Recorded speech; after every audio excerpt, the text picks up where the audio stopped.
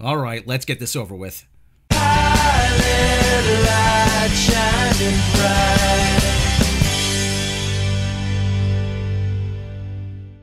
Solo, A Star Wars Story is a movie. That's about the best thing you could say about it. It was shot with cameras, it was shown in the theaters, it was projected onto a screen. Therefore, it qualifies as a movie. While it wasn't a particularly good movie, and it wasn't nearly as horrible as The Last Jedi, that, however, is a very low bar, and the fact that they cleared it isn't a huge accomplishment. But after the noted firing of original directors Phil Lord and Chris Miller, and bringing in Ron Opie Cunningham Howard at the last minute, and a reshooting of about 80% of the film in 3 weeks, merely being a movie is probably the best we could have hoped for. Solo can be described as the world's most expensive fan film based on fan fiction, as the story meanders from plot point to plot point and contrivance to contrivance with little cohesive tissue, and devolves into a countdown to the next Easter egg, doing it in a washed out, bland, underlit, colorless world. The issues with Solo, A Star Wars Story become too big to ignore. From the fact that the movie does very little to have too much in common with the other movies in the Star Wars universe, to handcuffing the main character and not even allowing him the courtesy to be the hero in his own movie. The plot, if you can call it that, goes a little something like this. On Corellia, a young Han, he doesn't have a last name yet, escapes from a rival crime syndicate called Crimson Dawn with Lady Khaleesi. They're carrying a container of coaxium hyperfuel. Dear God, we're still insisting that fuel is now a thing in Star Wars. And they're both working for the Prawn Queen, who is living in a tank of water because apparently she's allergic to sunlight. And apparently, even though she hasn't been able to get out of the house much because of this, she still has built a criminal empire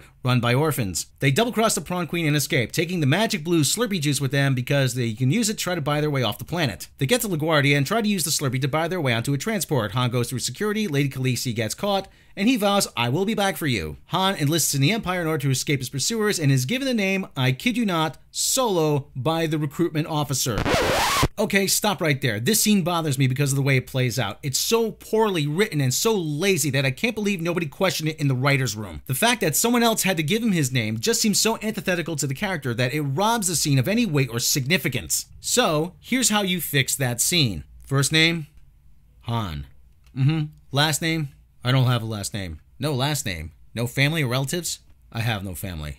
I fly solo. Well, I guess Han Solo it is then. Lawrence and John Kasdan, you can thank me later. So we cut to 3 years later and Han is in the Imperial Infantry? Why does the Empire have humans fighting in the infantry if they have stormtroopers? Is this where they send the malcontents and the troublemakers? A movie about the Imperial Infantry fighting a ground war might be way more interesting, but it's not explained why they exist. So anyway, he meets Woody and Val, I'm kind of pressed for a funny name here, so cut me a little slack, who both double-cross Han and have him thrown into the cage with the Beast, which turns out to be Chewbacca. So Alan Rickenbacker befriends Chewbacca, they escape, meet up with Woody and Val and Monkey Man, and they fly off to Nod Hoth to rob a train for more of the Slurpee juice. Han and Chewbacca have a shower together, I'm not kidding, and he gives Chewie his nickname. The train robbery goes tits up when who crashes the party? It's the Dread Pirate Roberts. Monkey Man dies, Val dies, the Slurpee explodes. Woody gets pissed because he promised Vision that he'd give him the Slurpee. So they go and try to make it up to Vision, and who do you think is working for him now? It's Lady Khaleesi. Oh, well, isn't that convenient? They plan to steal unrefined Slurpee juice from the mining planet Kessel, but they need a ship, and it has to be a fast ship that can complete the Kessel run in less than 20 parsecs, because otherwise the Slurpee will go boom. So they go to not Kentobite, thankfully, and find Troy minus Abed. Troy's playing cards and cheating, and Aiden Tallywacker plays him, betting a ship he doesn't have in order to try and win the Falcon. But Troy cheats, and to pay him, they have to cut him in at 25%. They tell Troy the plans, but Troy says, "Yo dog, that's impossible, but my navigator's the best." And that's when we meet Fembot 3000. So they all go to Kessel, they cause a distraction, hilarity ensues, Fembot 3000 destroyed, and Troy puts her brain into the Falcon, downloading the latest plot armor.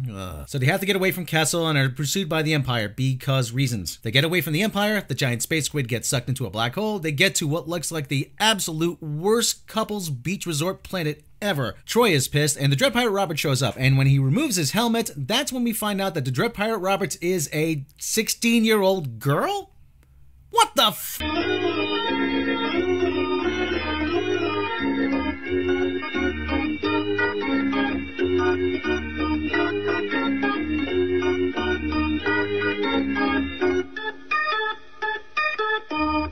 Okay, stop right there. I have a serious problem with the scene, and here's why. You want to make this character a woman? Fine, go for it. I have no problem with that. However, Making this character a 16-year-old girl does not work, simply because a group of hardened space pirates— We're just done with phrasing, right? That's not a thing anymore. —are not going to respect a teenage girl. The justification for this is that she is building the rebellion and the pirates are from worlds that were conquered by the Empire. And yes, I know Joan of Arc was 18 when she led the French to victory over the English at the Battle of Orleans. The French also burned her at the stake at 19. Try to explain it any way you want, this took me right out of the movie. Get used to disappointment.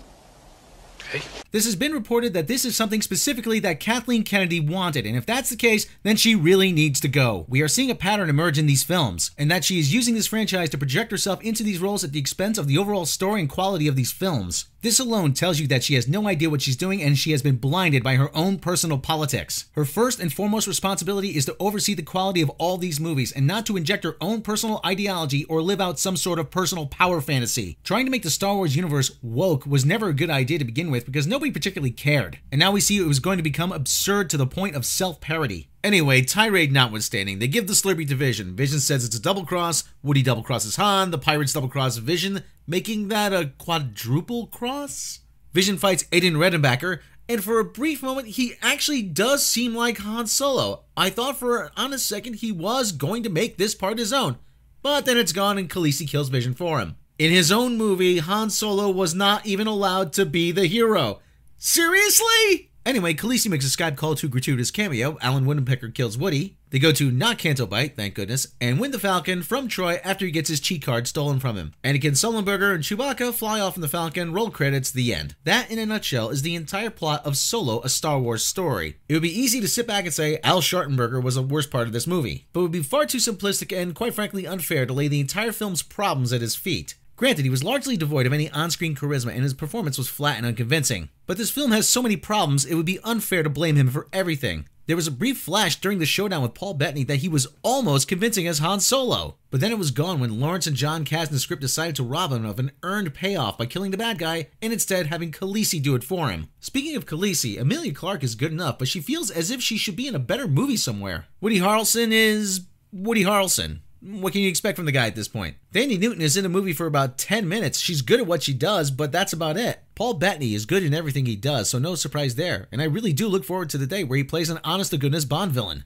And yes, Phoebe Waller-Bridge as Fembot 3000 is an annoying caricature of an overly PC causehead. That's the idea, but that doesn't make it any less grating. Speaking of the script, much of it comes off as contrived, moving from one plot convenience to another, as it attempts to work in placing the dice at any time where you might have forgotten that they were supposed to tie into The Last Jedi. The second act drags the film down, grinding the action to a halt, from which it has difficulty recovering. And this insistence that fuel is now suddenly a thing in Star Wars after 40 plus years of it not being still remains unconvincing. And most of the dialogue seems to have been recorded in ADR, which makes you wonder how different the original film was prior to Ron Howard being brought in to direct the reshoots. The whole film looks dull, bland, and colorless. At times, it doesn't even look like a Star Wars movie. There's little sense that any of this is taking place in the same universe, and it's unclear if that's by accident or by design. Just about every scene is shot through a hazy filter, which makes the entire film look as if it's cast in a perpetual fog. I could go on, but to do so will be beating a dead horse. Solo, a Star Wars story, is a missed opportunity at best and a bad idea fully realized at worst.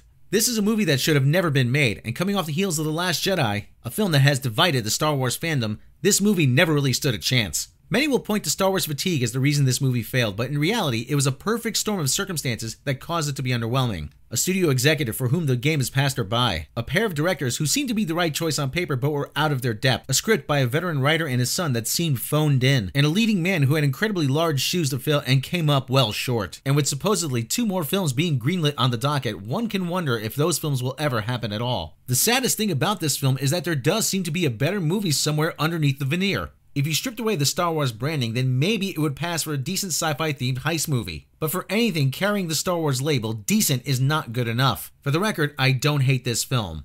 I really don't. But it didn't give me a whole lot of reasons to like it either. But the worst cinematic crime that Solo, a Star Wars story commits was that it was boring. I was sitting in a Star Wars movie, a series with characters and places that I love and have loved for 40 years, and I felt nothing. I simply didn't care. Solo, a Star Wars story, gets 2 out of 6 Chewbaccas. That's it for now. See you next time. Yeah, I know the clock is ticking, but the meds are gonna kick in. My pilot light shining